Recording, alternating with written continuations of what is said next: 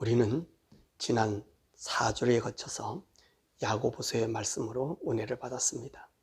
야고보서는 믿음에 대하여 아주 명확하고 정확하게 정리해주고 있습니다. 우리 성도들의 믿음은 생명입니다. 살아있는 생명의 믿음이 바로 성도들의 믿음입니다. 생명이 없는 믿음은 믿음이 아닙니다. 이 생명의 믿음은 무엇입니까? 행동하는 믿음입니다. 믿음에 행동하는 것이 없으면 그것은 믿음이 아니라고 우리 야고보는 정의하고 있는 것입니다. 우리는 왜 이 야고보의 말씀을 귀하게 여기고 있습니까? 이 야고보는 우리 신약교회에 있어서 아주 귀하고 중요한 교리를 남겼기 때문인 것입니다. 그가 첫 사도회에서 결정한 그 결정은 우리로 참 믿음 안에서 율법의 속박에서 벗어나는 일을 하게 하셨으며 우리 속에서 생명의 성령의 법이 자유롭게 역사할 수 있게 한 것입니다. 그러므로 야고보는 자칫 잘못하면 이 성령님의 자유로운 역사를 행함이 없는 잘못된 믿음으로 변질되지 않게 믿음이란 행함으로 온전한 믿음임을 나타낸 것을 오늘도 증거하고 있는 것입니다. 그렇습니다. 믿음은 생명인데 이 믿음의 생명은 어디서 받았습니까? 바로 성령으로부터 받았습니다. 성령님은 아버지의 영이요 예수님의 영이십니다. 하나님 아버지와 성자 예수님의 속에 있는 영이 바로 성령님이십니다. 이 성령을 받으면 우리는 영원한 생명을 얻게 되는 것이지요. 이 영원한 생명이 있는데 믿는다고 하면서 행함이 없다. 이것은 도저히 말할 수 없는 것입니다. 우리는 이 믿음, 행함의 믿음, 생명의 믿음이 있으므로 하나님의 능력을 입은 자들이라고 해도 과언이 아닙니다. 그래서 성도는 이 땅에서 담대하게 사는 것입니다. 왜 그렇습니까? 이 생명의 믿음을 가진 자만이 하나님의 나라를 경험한 사람들이며 하나님의 능력을 알기 때문에 세상을 두려워하지 않습니다. 전능하신 하나님의 능력이 우리의 일생을 지켜주실 것을 확신하기 때문인 것이지요. 그래서 우리는 이 믿음, 입으로의 믿음이 아닌 행동으로 보이는 믿음으로 하나님을 영광스럽게 하고 예수님의 구원의 아름다움을 증거할 수 있기 때문인 것입니다. 또한 이 믿음을 성령님이 함께 하심으로 능히도 우리 속에 간직할 수 있는 것입니다. 오늘 이 야고보서의 마지막 장인 5장을 함께 보려고 합니다. 이 5장은 믿음의 사람이라면 어떤 자세로 이 세상을 살아야 하는가를 말씀해 주고 있습니다. 결론으로 말한다고 하면 재림의 주님을 기다리라고 하는 것입니다. 성도의 믿음의 최종점은 바로 예수님의 재림입니다. 예수님의 재림을 바라지 않는 신앙은 믿음의 사람으로서 이해할 수 없는 것입니다. 그러므로 기독교가 하나님으로부터 온 믿음이 무엇이냐고 하면 바로 이 재림의 신앙인 것입니다. 이 재림의 신앙은 바로 예수님께서 이 땅에 오셔서 인생들의 죄를 위하여 십자가에 죽어 인생들을 영생의 길로 인도하시고 이 영생의 사람들이 가야 할 하나님의 나라를 완성하시고 다시 오시겠다고 언약하신 것입니다. 그러므로 유대인들이 메시아를 기다리는 것처럼 오늘 성도는 다시 오실 예수님, 그 재림의 예수님을 기다려야 하는 것입니다. 지금 이 야고보가 이 편지를 쓸 때가 언제입니까? 예수님께서 승천하시고 난 이후 예루살렘 성전이 무너지기 전에 야고보가 순교한 직전인 50년에서 62년 사이에 쓰였다고 했습니다. 이때는 예수님이 막 승천하시고 나신 때였습니다. 이때에 오늘 본문의 말씀은 이 재림의 주님을 기다리라고 한 것입니다. 그러므로 우리 기독교의 신앙은 재림의 신앙인 것입니다. 이것이 생명의 성도, 참 믿음의 성도, 하나님의 자녀들이 바라는 믿음인 것입니다.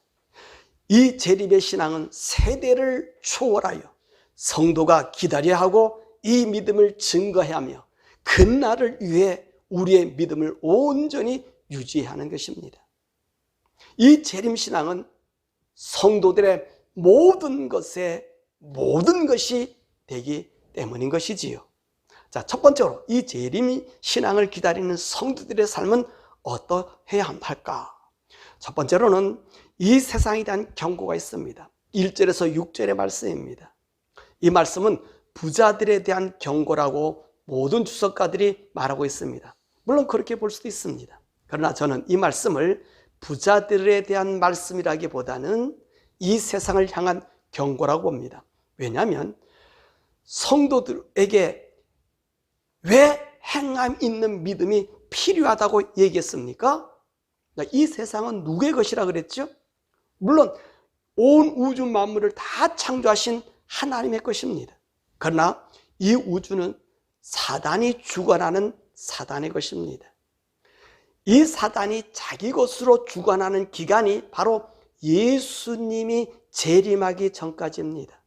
이때까지 이 땅의 주인은 바로 사단인 것입니다.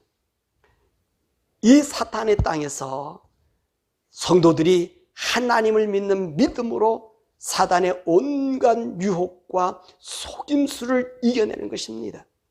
그러므로 오늘 이 말씀은, 이 부한자들이라는 말씀은 바로 이 세상을 말하는 것입니다. 예수님이 재림하면 이 부한자들, 이 세상은 어떻게 될까요? 1절에서 3절에 말씀하고 있습니다. 이들의 모든 재물과 영화와 영광이 사라질 것을 말씀하고 있습니다. 그렇습니다. 예수님이 이 땅에 재림하시면 이 땅의 모든 부귀와 영화는 사라져 없어집니다. 아무리 세상 문화와 문명이 발달하고 별에서 수많은 자원을 가져오고 혹시 그 별에 산다 해도 예수님이 공중 재림하시고 난 후 3년 반 뒤에는 이 모든 것이 물거품처럼 사라져버리고 맙니다. 왜 그렇습니까? 계시록의 말씀 보면 이 땅의 것은 다 사라지게 된다고 말씀하기 때문에 그렇습니다. 우리는 이제 다음 주부터 데살로니가 전서를 보고 나서 이제 요한계시록의 말씀을 함께 보려고 합니다. 그때에 이 말씀을 더 자세히 다루도록 하겠습니다. 그런데 우리 인생은요, 이것들 모르고요, 얼마나 이 땅에 불을 쌓고 영화를 누리려고 하고 있습니까? 얼마나 오래오래 살려고 별의별 일을 다 하고 구상하고 실천하고 있습니까? 일들이 언제까지 이들이 한다고요? 그럼요, 예수님이 오시기 전까지 이 일들이 계속합니다. 왜 그렇게 합니까? 이들은 이 땅이 전부이기 때문에 그렇습니다. 어찌하든 간에 이 땅에서 더 오래 살아야 하기 때문이지. 그러나 이들은 하나님의 심판으로 인하여 그들이 쌓은 모든 재물과 부귀와 영화는 사라지게 될 것이에요.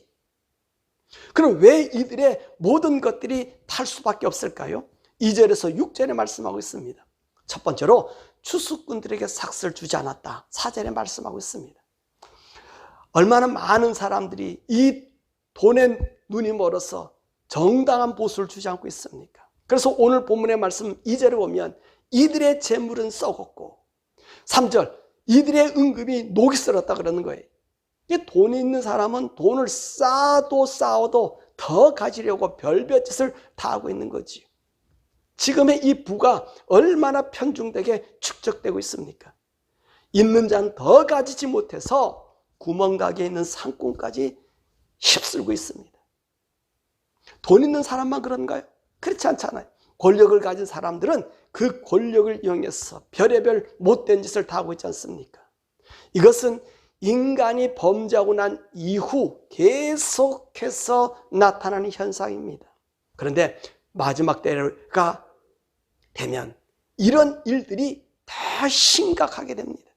그래서 가난한 자들과 힘없는 시민들을 마구 자신들의 놀이개로 전락시키게 있다는 것입니다. 이런 부정한 돈들이 오히려 하나님을 향하여 호소하고 있다는 거예요. 왜? 휴수꾼들의 삭슬, 저들이 온전한 돈을 받지 못함으로 불평 원망이 드러나므로 하나님께서 심판하셔서 그들의 모든 불을 불태워버린다고 말씀하십니다. 두 번째로 이 세상은 이렇게 심판받을까요? 사치와 방종하였다 그랬습니다. 5절의 말씀입니다. 죽음이 임박할 때까지 이들은 자기들의 마음을 살쪘다 그래요. 이 말은 죽을 때까지 자신의 욕심을 채웠다는 말이지요. 우리는 누가복음에서 부자와 나사로의 이야기를 알고 있습니다. 이런 일은 오늘날에도 똑같습니다. 더욱이 이들의 향락은 끝을 모릅니다. 사치는 보통 사람의 상상할 수 없는 지경에 이르렀습니다. 이들의 사치와 허영은 2절에서 말씀하듯이 옷이 조물 먹을 정도라고 말씀하고 있는 거지. 또한 왜 이들이 이제 심판을 당하고 모든 것이 사라질까요? 의인들을 정죄하고 죽였다는 것입니다. 6절의 말씀이 왜 의인들을 죽였습니까? 이 의인들이 누구지요? 바로 성도들입니다. 믿음의 성도들입니다. 생명을 가진 성령의 사람들이란 말이에요. 이들을 세상이 좋아하지 않습니다. 그 이유가 무엇입니까? 성도들은 다른 세계의 삶을 살고 있기 때문입니다. 오히려 이 성도들이 있음으로 인하여 저들은 정죄를 받습니다. 성도는 사단의 원함으로 살지 않고 하나님의 원함으로 살아가고 있습니다. 그래서 성도는 이 세상에서 환영받지 못하는 겁니다. 이것을 우리 사랑하는 성도 여러분들이 이상여시키지 마시길 바랍니다. 두 번째로 이 세상에서 성도들은 어떠한 삶을 살아야 합니까? 7절에서 20절까지 말씀하고 있습니다. 첫 번째로 인내라는 말씀입니다. 믿음의 덕목은 인내입니다. 인내는 믿음이 있다는 증거를 보이는 것입니다. 믿음이 있기에 어떠한 어려움도 견디고 인내하는 것입니다. 사실 이 인내에 대하여 예수님도 인내하라고 말씀하셨고요. 바울도 이 인내의 믿음을 증거했으며 베드로는 이 인내를 통하여 우리가 영혼 구원 받음을 말씀하고 있습니다. 또한 사도 요한은 이 인내를 통해서 환난에서 구원받고 있음을 증거하고 있는 것입니다. 그러므로 인내는 생명 있는 믿음의 덕목인 것입니다. 오늘 본문 말씀에 이 인내의 믿음을 농부가 열매를 바라고 이른 비와 늦은 비를 기다림으로 결실하는 모습으로도 표현하고 있고요. 선지자들이 그렇게 환난과 핍박 속에서도 인내함을 말하고 있고요. 또 욥의 인내를 들어 말씀하고 있는 것입니다. 그렇습니다. 인내는 우리의 믿음의 아름다운 열매인 것입니다. 아름다운 열매가 인내 없이 맺을 수 없듯이 우리의 영생의 사람도 이 세상의 유혹을 이겨 진실한 믿음을 이 인내로서 나타내는 것입니다. 왜 야고보는 성도들에게 인내하라고 하시는 것입니까? 주의 재림이 가깝다고 했습니다. 주님의 재림을 기다리기 때문이라고 말씀하십니다. 여러분, 예수님의 재림, 이 말만 들어도 여러분의 가슴 뛰지 않습니까? 이 날이 어떤 날입니까? 우리 성도가 하나님으로부터 영광을 얻는 날입니다. 성도가 온 우주와 천상의 세계에서 말할 수 없는 환영을 받는 날입니다. 인간으로서는 도저히 감당할 수 없는, 그리고 맛볼 수도 없었던 그 황홀함을 만끽하는 날인 것입니다. 우리의 존재가 영광의 하나님과 함께하는 영광이 있는 날입니다. 이 영광이 우리를 기다리고 있는 주님의 재림, 이 재림이 여러분 정말 기다려지고 있지 않습니까? 이 날은요, 욥의 영광을 회복한 그날보다도 더 영광스럽습니다. 왜 이 날을 사모합니까? 욥에게 베풀으신 하나님의 그 자비하심과 긍휼을 보았기 때문입니다. 믿음으로 이 욥은 온갖 수모와 수치와 정말로 상상하지 못할 비난, 멸시천대를 받았습니다. 그러나 욥이 그 인내를 이기고 나니까 하나님께서 욥에게 베풀으신 엄청난 은혜를 우리는 보았습니다. 그러나 이것은 예수님의 재림 때를 비교하면 아무것도 아닙니다. 이날은 예수님이 직접 천군 천사를 데리고 우리 성도들을 데리러 오시는, 온 우주가 개벽되어지는 바로 그날이기 때문에 그런 것입니다. 그러므로 야고보는 오늘 이 재림의 신앙을 기다리라고 말씀하고 있는 것입니다. 두 번째로 서로 원망하지 말라고 합니다. 이 9절의 말씀이죠. 이 원망이 오는 이유는 내가 불이익을 받았다는 생각에서 오는 것이죠. 이 불이익 때문에 우리는 원망하지 말라는 말입니다. 내게 불이익을 주는 사람들은 누구일까요? 물론 같은 성도일 수도 있습니다. 그러나 오늘의 말씀을 자세히 살펴보면 우리 성도를 괴롭히는 사람들입니다. 바로 세상입니다. 세상 사람들과 세상의 제도와 세상의 권력입니다. 이들이 성도들에게 불이익을 줍니다. 성도가 불이익을 받는 이유가 무엇이라고 얘기했습니까? 저들과 같은 삶을 살지 않기 때문이라고 그랬습니다. 우리는 저들을 따라 살지 않고 하나님을 따라 살아요. 이것이 하늘의 사람이요, 믿음의 사람이요, 성령 받은 영생의 사람인 것입니다. 그들의 삶과 다른 것입니다. 그래서 성도들은 불이익을 수없이 받을 수 있습니다. 그런데 이들을 향하여 우리 성도는 원망하지 말라고 합니다. 왜 그렇게 말씀하고 계십니까? 성도가 원망할 때 우리가 이미도 그들을 심판하였다는 말입니다. 이들을 심판하시는 하나님이십니다. 우리 이 말씀을 지난주 4장에서도 같은 말씀이 있었습니다. 야고보서 4장 11절과 12절에도 이 말씀에 대해서 우리가 함께 배웠습니다. 그래서 성도들이 이 세상에 살 때에 인내가 필요한 것입니다. 우리가 얼마나 손해를 보고 살고 있습니까? 그러나 하나님은 우리의 모든 것을 다 보시고 계시고 모든 것을 다 아시고 계시며 우리가 손해난 모든 것을 우리 주님은 계산하고 계십니다. 그래서 예수님께서 우리에게 어떻게 이 위로의 말씀을 주시고 계셨습니까?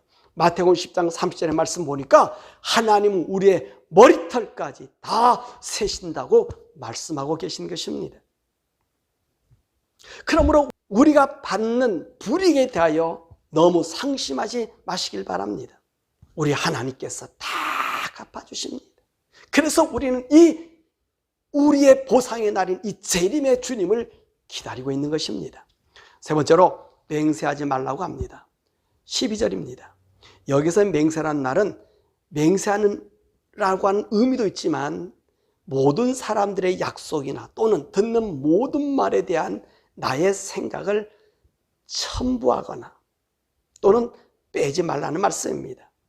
이는 우리가 심판을 면할 모든 길, 즉 내가 하나님이 되어서 스스로 심판하는 자가 아니라 이 모든 고난을 하나님께 맡기는 종의 모습인 것입니다. 그래서 내가 그 말을 듣고 누군가의 말을 듣고 누군가의 보는 어떤 사건을 보면 내가 합당하면 예, 아니면 아니라고 말하는 거예요. 왜 그럴까요? 우리가 알고 보고 듣고 하는 모든 세상 일은 보인다고 해서 본 것도 아니고요, 듣는다고 해서 그것도 정확한 것도 아니고요, 내가 상대방을 직접 보고 그 상대방의 상태를 보고 내가 알았다 해도 그것이 다 옳고 또 다 틀린 것은 아니란 것입니다. 그래서 우리가 최대한 하나님으로부터 심판받을 길이 면하는 것은 내 생각 이상으로 판단하거나 또 내 생각 이상으로 어떤 것을 행한다고 하는 것을 금하는 것이에요. 그래서 로마서 12장 3절에 뭐라고 말씀하시냐면 내게 주신 은혜로 말미암아 너희 각 사람에게 말하노니 마땅히 생각할 그 이상의 생각을 품지 말고 오직 하나님께서 각 사람에게 주신 믿음의 분량대로 지혜롭게 생각하라. 그렇게 말씀하신 것이. 그러므로 오늘 여기 있는 맹세는 우리의 판단, 어떤 정죄, 그거 하는 것보다 오늘 우리의 믿음의 삶대로 내게 주신 이 믿음의 분량대로 걸어가는 삶을 말하는 것입니다. 세 번째로 이런 삶 속에서 참 이 세상에서 어떻게 영적인 삶을 이루어 나가야 할 것입니까? 13절에서 18절에 말씀한 것입니다. 기도하라는 말씀이지요. 믿음으로 기도하라는 말입니다. 기도는 우리가 다 아는 믿음의 행위입니다. 왜 중요합니까? 성도는 하나님과 대화하지 않으면 살 수 없는 존재입니다. 왜냐하면 성도는 하나님의 영을 가진 사람들로서 이 땅에 살고 있기 때문에 성도는 하늘의 숨을 쉬어야 살 수 있는 것입니다.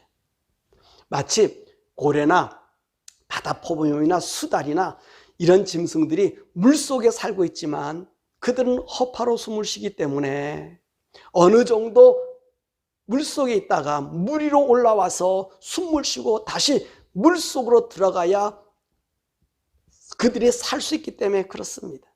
이처럼 우리 성도도 이 세상에 살고 있지만 우리의 영은 하늘의 숨을 쉬어야 살 수 있는 것입니다.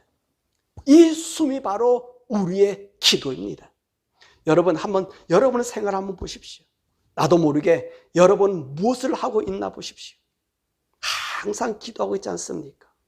걸어갈 때든 앉았을 때든 일할 때든 잠자들 때든 꿈속에든 기쁜 일이든 슬픈 일이든 어려운 문제가 닥쳤을 때 어떤 상황 속에서 여러분 스스로가 기도하고 있는 모습을 보지 않습니까?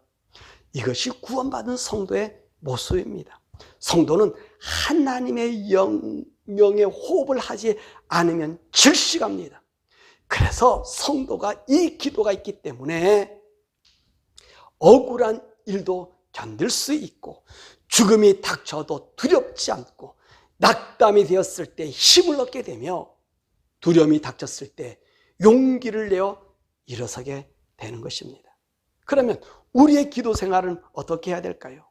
첫 번째 보니까 고난당할 때 기도하라고 합니다. 13절에 말씀하고 있습니다. 물론 성도들이 고난당하면 기도하는 것은 아주 당연합니다. 왜냐하면 우리가 의지할 분은 오직 하나님밖에 없기 때문에 그런 것 아닙니까? 또한 우리에게 무엇을 해야 되느냐? 13절의 말씀 보니까 두 번째로 즐거울 때도 기도하라. 이때의 기도가 무엇이죠? 보니까 찬송을 드리라고 합니다. 우리의 즐거움, 이 기쁨은 누구로부터 얻은 것입니까? 우리 하나님으로부터 주어진 것이 아닙니까? 그러기에 우리의 찬양의 기도를 드리는 것입니다. 하나님을 높이는 것이지요. 내가 즐거워 나의 즐김으로 끝나는 것이 아니라 이 영광의 기쁨을 주신 하나님께 영광을 돌리는 것, 그것은 믿음의 성도가 하나님께 드릴 감사의 제사다.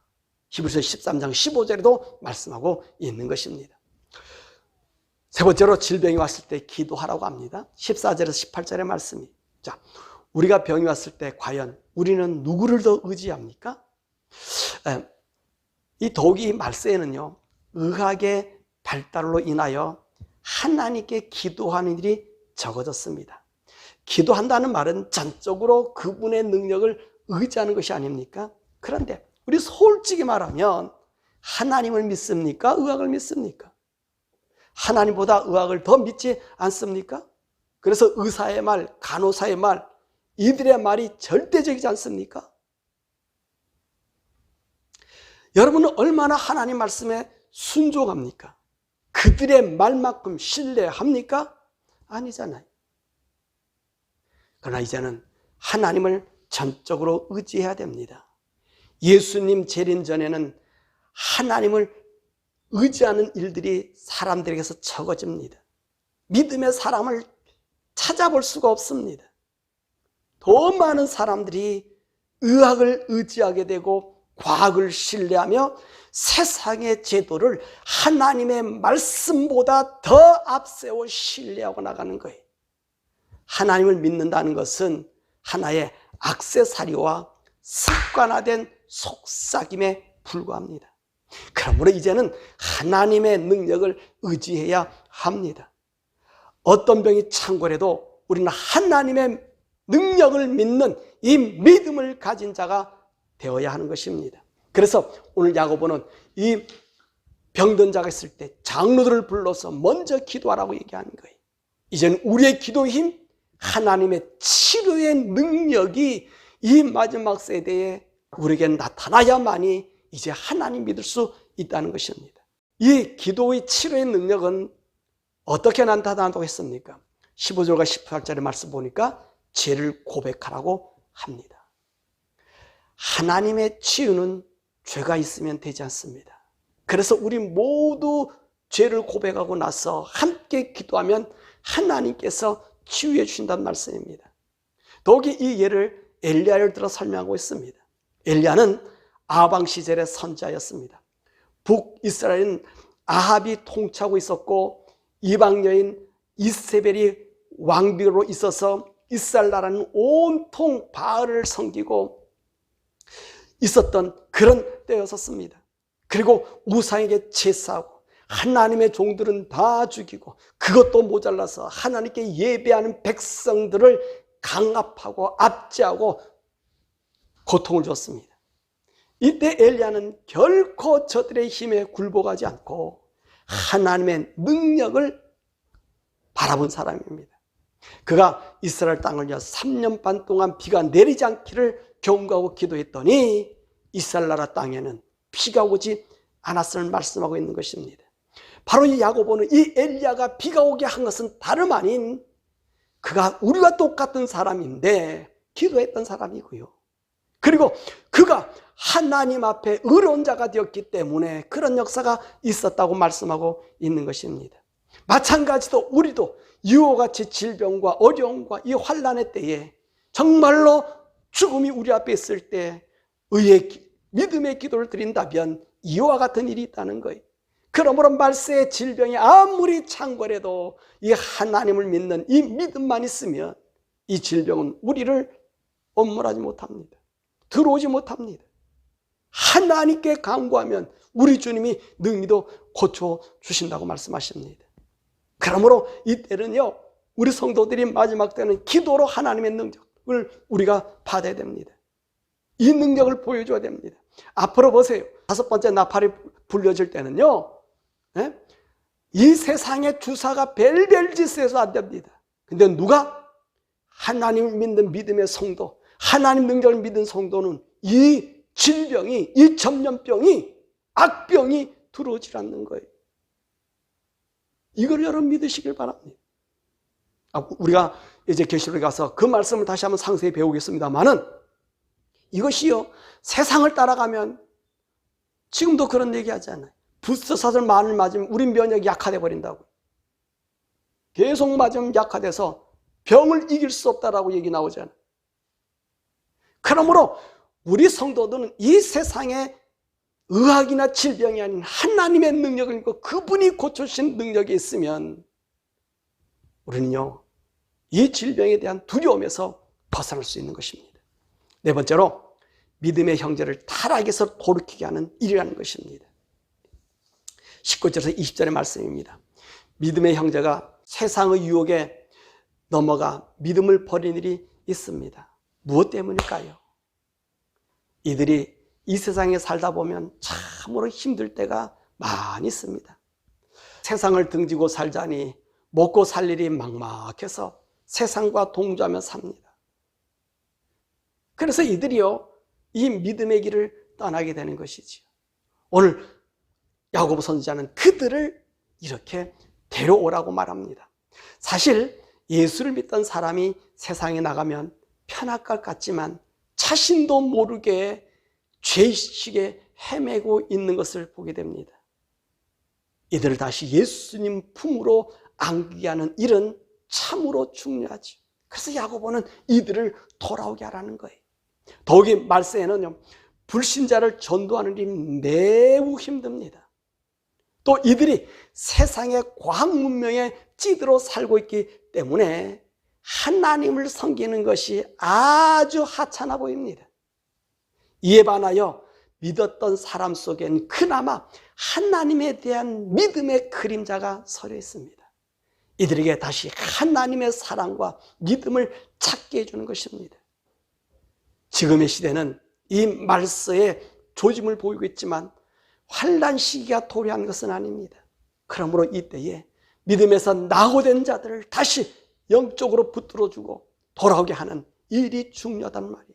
우리 교회가 이를 감당했으면 좋겠습니다. 우리 모든 성도들이 정말 이 어려운 환난 시기에 우리 모든 성도들이 정말로 주님을 등지고 믿음이 연약한 자들 붙들어주어 하나님의 능력인 것을 저들과 함께 공유하여 우리 주님 오실 때에 참으로 기쁨으로 그 형제들과 함께 주님 앞에 서기를 간절히 부탁합니다.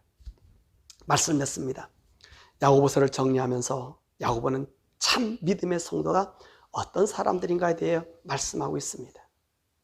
믿음은 입으로 믿는 것이 아니라 믿음에는 행동으로 보이라고 했습니다. 왜냐하면 믿음은 살아있는 생명이기 때문입니다. 그러므로 이 살아있는 믿음은 세상으로부터 많은 환난이 있지만 온전한 믿음의 사람은 인내함으로 아름다운 열매를 맺게 됨을 말씀하였습니다.